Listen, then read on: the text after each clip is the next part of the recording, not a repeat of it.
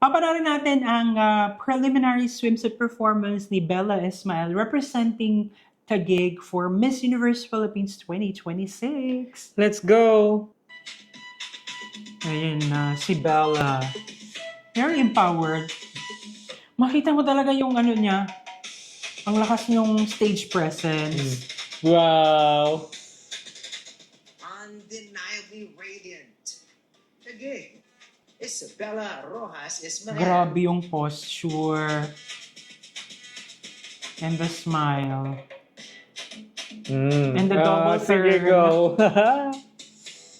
Diba? It's truly undeniable naman talaga kung gano'n na siya nag-grow when she first stepped onto the NUPH stage back in 2020. So, hindi na lang nakakagulat na magkaroon talaga siya ng crown ng spot dito sa year na to, sa kanilang batch.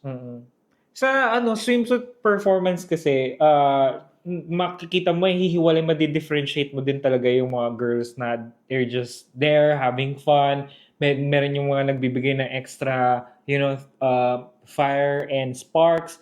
Siya talaga, di ba, you can feel na merong extra something just to level up the performance. Yung mga double turns, yung mga pahuling, alam mo yung pag ganun na tingin. So, those are indications na she's giving 110%. More than what is expected of her. So, if you think na deserve niya ang spot to the grand finals, don't forget to visit the Maya app and claim your one free vote each and every day at iboto niyo na si Bella Ismael.